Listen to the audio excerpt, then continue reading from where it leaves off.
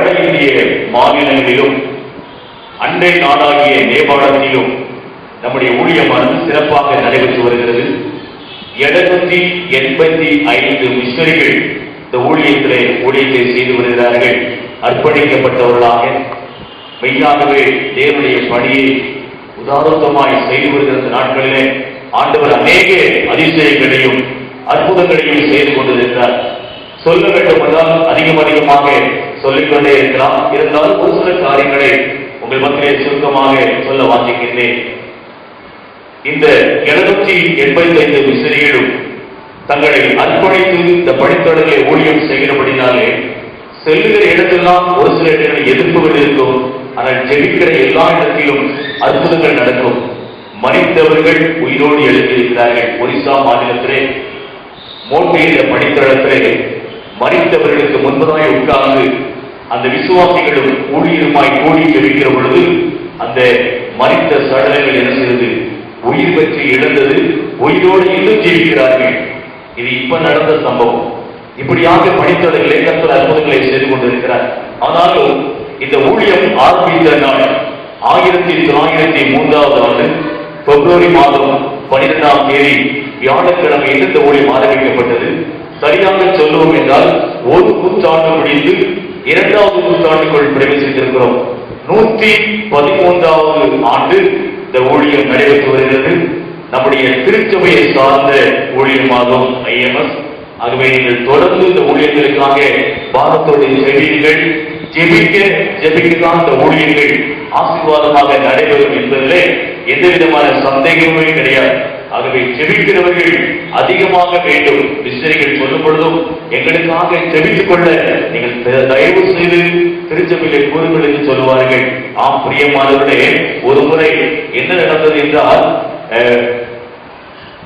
West பெங்காலில் இருக்கிற இப்பொழுது இருக்கிற களஞ்சியம் என்ற மிஷனரி UP மாநிலத்திலே ராம்கா என்ற பணித்தளத்திலே ஊழியம் செய்து கொண்டிருக்கும் பொழுது ஒரு சில ஆண்டுகளுக்கு முன்பதாகத்தான் செய்து கொண்டிருக்கும் பொழுது நடந்த ஒரு சம்பவம் என்ன அப்படின்னா, அங்கே IMSல தகப்பன் இல்லாத அல்லது ஏழைகளுக்கு என்று விடுதி வைத்து அந்த பிள்ளைகளை தங்க வைத்து பள்ளிக்கு அனுப்பி கல்வி கொடுத்து நல்ல ஒரு மிஷனரிகளாக நல்ல ஒரு தலைவராக உருவாக்க வேண்டும் என்ற பணியானது சிறப்பாக நடைபெற்றுக் கொண்டிருக்கிறது. ஒரு நாள் ஒரு தாயார் என்ன செய்தார்களா, 4 பிள்ளைகளை 4 பெண் பிள்ளைகள் 4 பெண் பிள்ளைகளையும் அழைத்துக் கொண்டு என்ன செய்கிறார்கள், அந்த விடுதிக்கு வந்திருக்கிறார்கள்.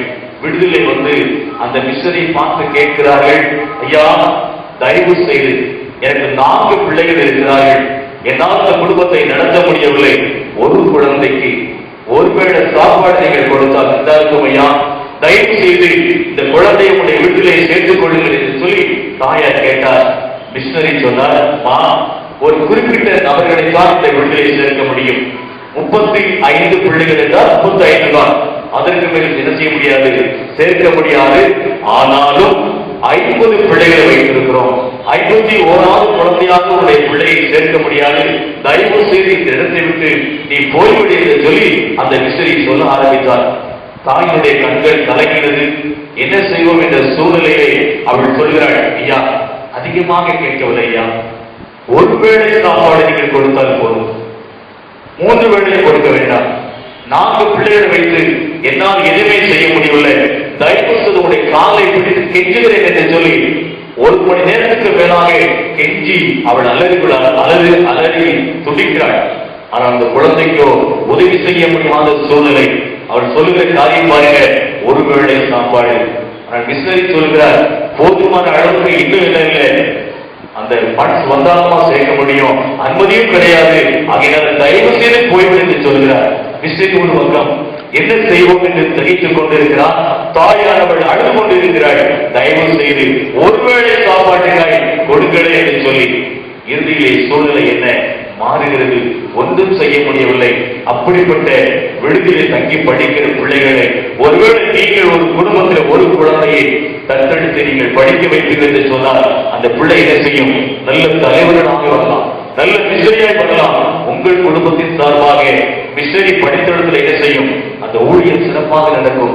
அது மாத்திரமல்ல, இந்த குழந்தைகளை நிச்சயமாய் படிக்க வைக்கிற பொழுது நம்முடைய பிள்ளைகள் எப்படி வருவது தெரியுமா, எல்லாரையும் காட்டிலும் தலை சிறந்தவர்களாக வருவார்கள் என்பதில் சந்தேகமே இல்லை. நம்முடைய பிள்ளைகளுக்கு எவ்வளவு வசதி வாய்ப்புகள் இருக்கிறது படிப்பதற்கு. ஆனால் அந்த பிள்ளைகளோ காட்டுக்குள்ளே இருக்கிற அந்த விடுதலை தங்கி படிக்க வேண்டிய சூழ்நிலை எந்த நேரத்தில் என்ன வேண்டுமானால் நடக்கலாம். ஆகவே இதை குறித்த பேலன்ஸ் முன்னாலே வைக்கப்பட்டிருக்கிறது, உங்களுடைய கருத்திலும் கொடுக்கப்பட்டிருக்கும். தயவு செய்து கர்த்தர் உங்களோடு பேசுவார் என்று சொன்னால் நீங்கள் ஒரு ஆதிவாசி பிள்ளையை தாக்கும் முன்படி உங்களுடைய அன்பை